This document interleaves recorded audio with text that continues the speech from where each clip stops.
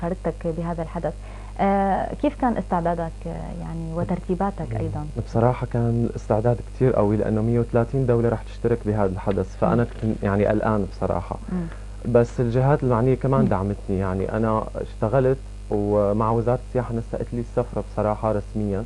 كان دعمهم هالمرة غير شكل، بالإضافة إلى أنه كان في عنا تحضيرات وتدريبات قبل السفرة، هي تولاها مصمم هشام عربي. هو كل الكات ووك والمشي على الستيج هي كلها كمان دربناهم بسوريا قبل ما طلعت. بالإضافة إلى أنه كان في جهات لازم تهتم بأناقتي، فهون بشكر أستاذ زهير سيف 400 أنه كمان اهتم بأناقتي وأعطوني كثير اللاين العالمي أنه كيف كون موجود بفاشن شو انترناشونال. وكمان في كثير انه ناس يعني وقفوا جنبي. انا بتشكر التلفزيون العربي السوري لانه وشهم خير، طلعت بصباح الخير قبل ما رحت وفعلا جبنا شيء، كنا كثير متفائلين وتعبنا ما ضاع، يعني ما ضاع هباء. وكمان الجاليه السوريه باسطنبول كثير دعمتني، حسيت انه في ناس جنبي. حتى كمان من هون في ناس طلعوا، في الدكتور حسان رفاعي مجموعه اكوان كمان هن دعموا السفره وطلعوا هنيك رافقوني خلال السفره. يعني هي المعنويات عطتني قوه انه حقق شيء، اكيد حافز، وانه جيب لقب. انه وفي شغله صارت انه 30 موديل جايين من باريس محترفين مشتركين بهالمسابقه، فانا مو بس ال 130 دوله كمان ال 30 موديل احترافي باوروبا انا تغلبت عليهم. فالحمد لله انه كسوري وجاي من دوله الحمد لله معروفه عالميا وقدمنا شيء صغير لدولتنا. يعني بدنا نحكي شوي يا عبد الله عن المشاركات الدوليه اللي هلا عم تحكي عنها، وايضا المنافسه قديش كانت قويه، يعني قديش كان في صعوبه انك تكون ضمن هالمجموعه اللي بعتقد اغلبيتهم محترفين. بس كنت عم بتمثل بلد يعني مزبوط. سوريا. مزبوط. بدنا نحكي شوي قديش كانت المنافسه عندك، يعني او حتى خلينا نقول يعني مثل ما قلت بالاضافه للدعم ولكن هناك جهود اكيد بذلت تعبنا كثير بصراحه. انا اول ما وصلت قلقت كثير لانه مثل ما بيقولوا عجقه، كثير عالم كلهم عارضين، كلهم على مقاسات مثاليه عالميه. وكنا عم يعني انا هي ال10 ايام كلها ضغط. انا هلا حلوه كذكرى بس لما عشتها كثير صعبه، ما بدي اياها تنعاد يعني على طول. فال10 ايام ضغط. مثلا اجت لجنه الحكم من كل العالم، المنظمين كانوا فرنسيين، فبيراقبونا خلال 10 ايام كيف نحن بالباك ستيج، كيف كنا عم نتدرب على ضوء بيحطوا العلامات. هو حفل التتويج كان لاعلان النتيجه، بس قبل كان في تعب ومشقه كثيره لانه نوصل للنتيجه النهائيه. فكنت لما بالتدريب كان الكوريوغرافر الفرنسي بيقول لي كثير انه منيح وهي، فهون زادت معنوياتي كثير انه لما اطلع كنت اكل الجو، انه بس شارم انه كيف بقدر الفت انتباه اكبر قدر من الناس. ففعلا كنت اتميز على الستيج وجبت اللقب بالنهايه. كلنا يعني الف مبروك اكيد لانك متميز حصلت على هذا اللقب. عبد الله بدنا نحكي شوي انه طبيعه العروض اللي انتم شاركتوا فيها، يعني تفاصيل اكثر عن الحدث. اجت ماركات عالميه كثير لبستنا. كان في عرض بالزي الوطني، انا طلعت بزي امير عربي، فكتير كان حلو زينا وتصنف بين افضل 5 ازياء على العالم زي الامير العربي. كمان هلا ما بعرف اذا بنعلق شوي يا عبد الله. جمال فنزويلا، هدول ملوك جمال العالم مع ملكات جمال العالم.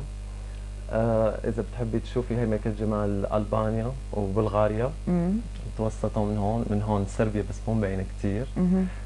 في صور ثانيين ما بعرف اذا في احكي عنهم اكثر. هي انا وملكة جمال بلجيكا كنا بمؤتمر صحفي بعد العرض طلعنا. ففي يعني كثير انه صار الفه وكثير حبوا سوريا. انه هي انا وملك جمال الارجنتين كنا بالفاشن شو. كمان هي ملكة جمال سنغافورة، على فكرة اصولها عربية. هدول مع ملك جمال المكسيك واسبانيا، وهون مع البرازيل وروسيا وماكاو بشرق اسيا، هون مع استراليا وفرنسا. فتميزنا يعني كسوريين، كثير حبوا سوريا. وانا اخذت تذكارات هون جنب ايا صوفيا باسطنبول بالجولات السياحية. هون مع ملكة جمال الهند بالزي طبعا هي بالزي زي امير. نعم. هون مع هي اللي اخذت افضل عارضه كمان، هي من نيجيريا. هون لما بعد ما اخذت التايتل الفوتو سيشن يلي عملناها. ففي كثير قصص هون بزي الامير العربي. طبعا زينا كثير تميز انه انا بين ال5 افضل 5. فالحمد لله انه طلعنا مثلا بتعرفي امريكا اللاتينيه الريش وازيائهم كثير باهره يعني. انت كان يمكن الشكل التقليدي او البسيط، الشكل التقليدي بس الراقي كمان. نعم. ليشوفوا انه قديش حضارتنا راقيه قبل ولا زالت لسه عم نرجيهم هلا صورنا الحضاريه المشرقه هلا كمان. فكمان تصنف بين افضل 5، هي بروموشن لإلي، غير انه صنفوني افضل ملك جمال يروج لسياحه بلده، قد ما وزعت تذكارات من سوريا، صور عن سوريا، فانبهروا. في كثير ناس ما بيعرفوا هالقصص الحلوه بسوريا. ففي صحيفه المانيه حطت صوري وحطت ويلكم تو سوريا، يعني اهلا بكم في سوريا. فانا انبسطت انه قدرت انه اقدم شيء لبلدي بصراحه. الحمد لله، بالاضافه للالقاب يلي جبتها. طبعا عم تذكر الصحيفه اللي كتبت، لابد انه كان هناك تغطيه اعلاميه كبيره لهالحدث. كثير. الصحافه العالميه كلها اجت، انا تقريبا كل يوم كنت اعمل ماده للصحافه، لدرجه انه المصممه اللي لبستني بتقول لي انت كثير مشهور، كل يوم عم شوفك على التلفزيون. فانبسطت يعني، ولدرجه انه صاروا يعني تعليقاتنا الماضي مو بس شكل، انه ياخذوا تصريحات تنعكس، انه بيقولوا السوري قال هيك، ملك جمال سوريا قال هيك، ما بيذكروا اسمي، بيذكروا الدوله، البلد. نعم. فكتير كان انطباع كثير حلو عن سوريا الحمد لله، يعني قدرت اقدمه.